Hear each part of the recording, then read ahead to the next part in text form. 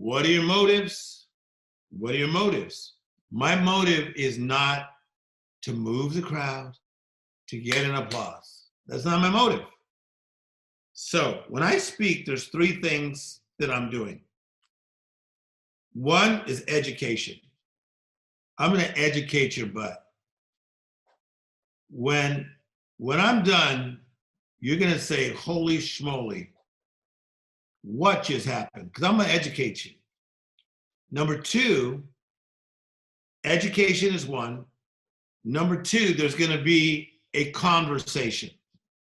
Most speakers are talking down to people, not me. I'm conversing. I'm making you think. People always say, man, I could be in a crowd of 35,000 people with Tim Storey, but it feels like he's talking right to me. It's all on purpose.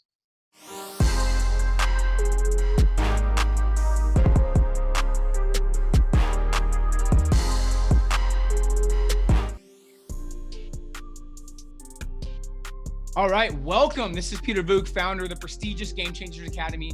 And thank you guys for tuning into our monthly Millionaire video series where we interview the world's most elite and successful entrepreneurs, CEOs, entertainers, and true game changers. People that I have massive respect for and those that are making a massive difference, not just in their industries, but in the world. And I'm super excited for today's call. You guys already know his bio. You've been emailed it. You've seen it on Facebook. You've seen it everywhere. But he's someone that's been walking the walk for a very long time, which I also respect because he's not just someone that's preaching and teaching. He's someone that's walked it, been through it, been in the trenches, and someone that has earned his spot as one of the best to do it. Tim Storey is an acclaimed author, speaker, and a comeback coach, helping people create the ideal future they desire. He's worked with some of the biggest names in the world and inspired people from all walks of life, from entertainment legends to professional athletes to executives to deprived children throughout the entire world. He's traveled to 75 countries, spoken to millions of people on each continent. So a lot of you guys that want to spread the word and want to reach more people, this is the guy. He's been featured on Steve Harvey TV, Facebook Live Weekly. He's been featured as a guest on Oprah's Super Soul Sunday, Grant Cardone's 10X Growth Con, many more. He's been featured in almost every publication that he wants to be featured in, but mainly, he's living a world-class life, and he puts his faith first. So I'm excited to have you. Welcome, man. Thanks for taking the time. Peter, you're good. I get to be interviewed by the best. You're good. I appreciate it, man. Well, I'm excited for this interview, and I've studied you. We have a lot of the same people that know each other. I've heard your name. I want to start with this. You're kind of labeled as the comeback king, like creating stories from people's setbacks and making sure they dominate what they do. I want to start with your own comeback. I know you've had a couple, but can you tell people, for those who don't know your story, a little bit about how you got into what you do now, to kind of preface? The comeback idea actually didn't even come from my own setbacks. It came from me just realizing that I was very empathetic and compassionate towards people. As a kid, I love sports. I love baseball, basketball, football. And I remember in the 5th grade, I was the second fastest runner in the 5th grade. There was a guy named Don that was faster than me because he had longer legs. And so he would beat me in the short distance, and then he would beat me in the long distance. And so one time we were like running, Peter, a long way, and I was kicking Don's butt. But I noticed that we kept lapping this guy named Freddie. He was kind of a chubby guy. And I remember seeing Freddie, and he didn't look very good. And I was beating Don for probably like only the second time. And I stopped mid-stride. And I went to Freddie and I said, "Are you okay?" And he goes, "No, I'm having an asthma attack." Well, I was very, very connected to that because I had an older sister that had asthma. And I remember I quit the race to make sure Freddie got to the teacher. We found his inhaler and made sure that he was okay from his asthma attack. Well, that became the story of Tim Storey's life. So the setback to comeback message was not because I went through so much pain, which I've gone through a lot, but it was because I had empathy, I had compassion, and I just believed that life called me to be a healer. So it started with Freddie in 5th grade, and all these years later, here we go. Now, did you know, obviously you knew then, but you probably didn't know a lot about business. So let's fast forward to when you turned your passion, your idea, the empathetic ways and really understanding people to an actual business. Because I know a lot of people that have ideas, that have goals, that have things they know they're good at, but turning it into a business. And then of course, the next step for you is positioning yourself as the best. What was that next step maybe later in life where you're like, this could be a real business? When you go back to, let's take actors, because I'm around a lot of actors all the time. If you take a Tom Hanks, if you take a Denzel Washington and Meryl Streep, all of them will say that they never got into acting for monetary reasons. It was not about the money, it was about the craft. And for me, it was never about the money, it was about the craft. And the craft was, I was around a lot of people that were hurting, whether it be my uncles or my cousins or friends that I grew up in the neighborhood. So when I began to really work hard and become this guy named Tim Storey, it was all out of being a servant, caring about people. But here's what I believe, that you reap what you sow. And so because I was serving people and loving people, that the universe or God just kept bringing it back to me, And then as God was bringing it back to me, I had amazing mentors. I had the Richard Branson of his day who was mentoring me in my early 20s. I was hanging out with the most powerful men in Beverly Hills at 23, 24, 25. So I do believe that it wasn't because I chased it.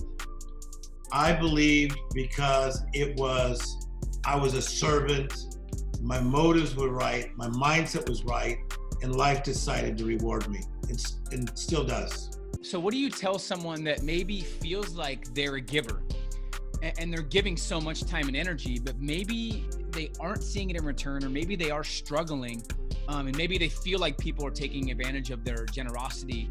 I'm sure you've dealt with this. What do you tell them? Is it just keep pushing? Is it find different people?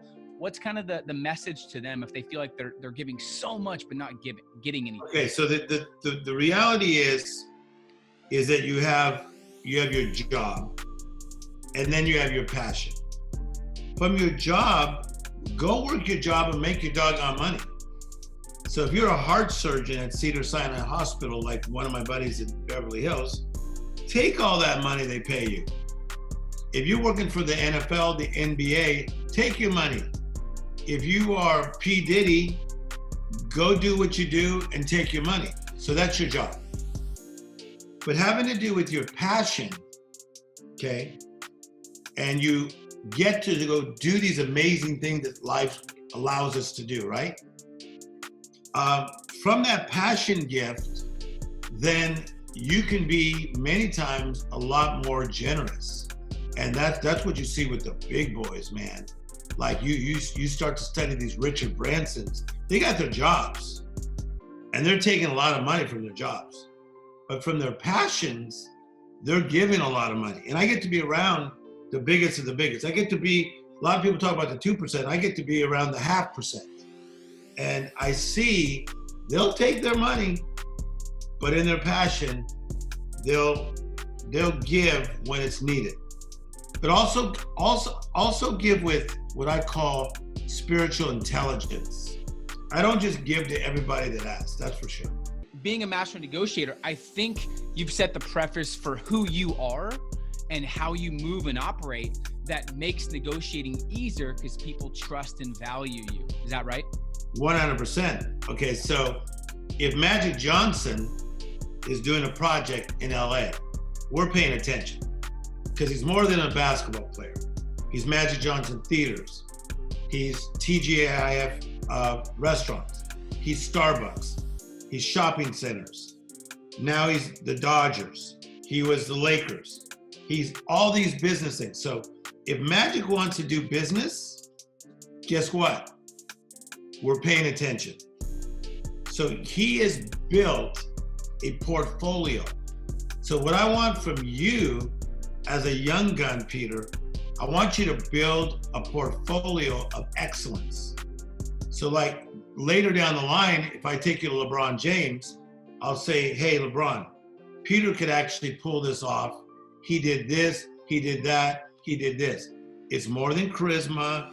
It's more than hype. It's more than quick talking. In fact, a lot of the best deals are not made by charisma. I've learned this. The greatest deal makers are kind of quiet and they listen and they let the other guy talk himself silly. And then they're master chess players. I am a master chess player. I will do checkmate and you didn't even know what hit you. How can people translate that mentality into their business, whether it's brick and mortar, whether they're a coach, whether they run a consulting company, they run social media? Because we're fortunate to have 19, 20, 21-year-olds, Tim, making $500,000, $1 million plus a year. But they want to go to the next level and they want to do it the right way. So how can we include some of these philosophies into today's business practices? All right, let's give some credit to Kobe Bryant again, the Mamba mentality. Or my new book with HarperCollins coming out next year about the miracle mindset. Same kind of thinking. All right, for a minute, it's very important. I want you to hear this. Don't always think next level. You got to prosper where you're planted now. So many people are thinking what's next. Doggone it. You better kick some butt in your first year in the NBA. Does that make sense? Prosper where you're planted. Again, too many people are thinking, oh, this is awesome. What's next? This is awesome. What's next? No, I want to see you become so freaking excellent at what you're doing now. Like James Harden, like this, watch. He always does this, I'm cooking crap up in the kitchen. You know, I became one of the best speakers in the world. I'm cooking crap up in the kitchen, boy. I'm putting 30 hours into each speech. This is not just me making up crap before I speak to 30,000 people. I'm cooking in the kitchen for 30 hours. No wonder it's coming out of my pores. So I'm not always thinking next. I'm gonna give you something profound. People always say to me on a daily basis, I could be at 7-Eleven, I could be at the mall, I could be getting gas. It'll happen to me today when I leave my house. Tim Storey, how do I get to the next level? Tim Storey. Here's what I say. Build your spot. Okay, so right now you have a spot. Build your spot. And life will put the spotlight on your spot. That's huge. Master now, because so many people are like, okay, forget right now. What's next for me? So you're saying go all out now and master your craft every single day. Freaking master it. You got to be the best. Dude, I'm not one of 1,000. Come on, man. You're firing me up. I'm not one of 1,000, but I had to work on those layers. So when Ed Milet calls me the best speaker in the world, when Grant Cardone says the same, and all these people say the same, I'm not taking it in like, oh yes, I am. I take the compliment. But then I'm gonna keep mastering. So if somebody needs a comeback who's huge in the universe, why do they keep calling me? Why don't they call Joe Johnson? They're not, they're calling me because, look. You're cooking. So couple questions. I want to get as much as we can for the audience watching, because this is something that's going to be transcendent for them. What does mastering your craft look like for you? Let's just focus on speaking. What does the audience need? Is it, how can I say what I'm saying even better? Is there a better story? Are you digging deep? Are you watching your previous speeches and making sure the spacing is right, where you're standing? What does mastering your craft look like in terms of Tim Storey before speaking? Okay, so don't forget this again. What are your motives? My motive is not to move the crowd, to get an applause. That's not my motive. So when I speak, there's 3 things that I'm doing. One is education. I'm gonna educate your butt. when I'm done, you're gonna say, holy schmoly, what just happened? Because I'm gonna educate you. Number two, education is one. Number two, there's gonna be a conversation. Most speakers are talking down to people, not me. I'm conversing. I'm making you think. People always say, man, I could be in a crowd of 35,000 people with Tim Storey, but it feels like he's talking right to me. It's all on purpose. So education, conversation. Number three is observation. And through my style and through my presentation, what you will find if you watch me live, people are leaning in. They're leaning in. Now, so you got education, okay, conversation, observation. If I can master all those three things, you're gonna walk away with enormous takeaways. It's not by accident people cry at my meetings.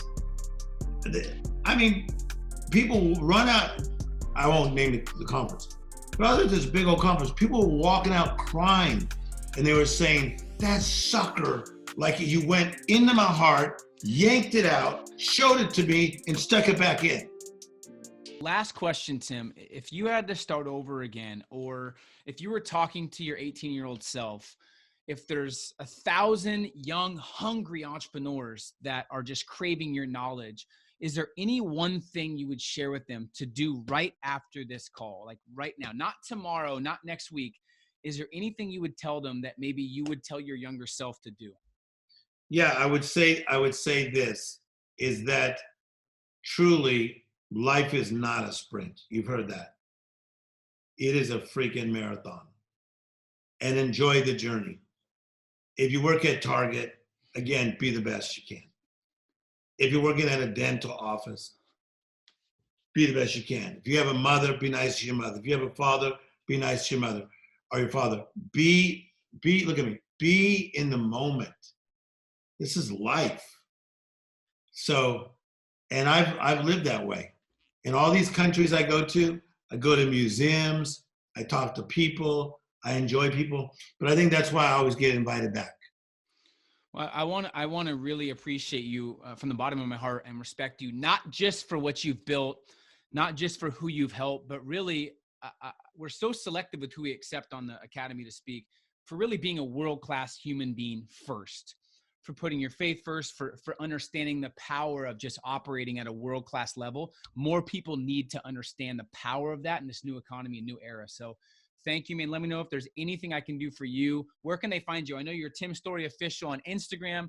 What's the best way for them to check you out and learn more about you?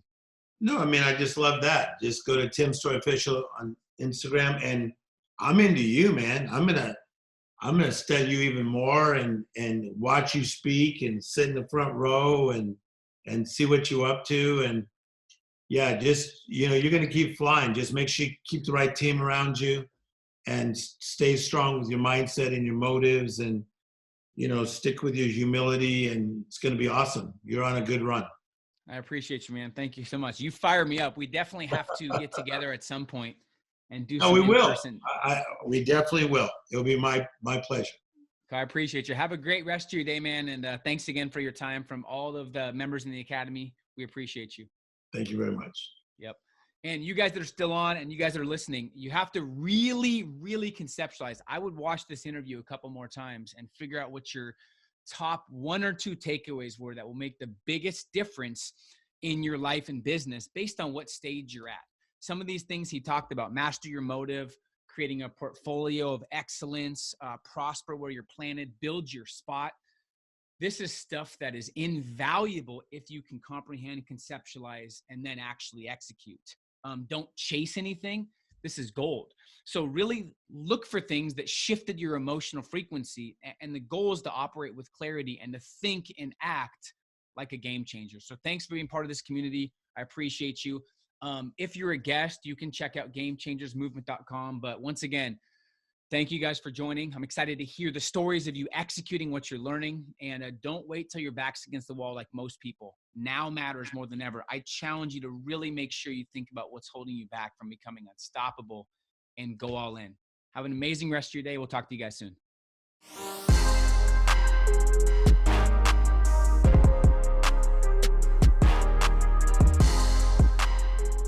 Hey, what's up? And thank you for watching this video. If you enjoy this video and this content, make sure you hit the subscribe button below, put the notifications on, and I assure you, you'll love this content and these videos.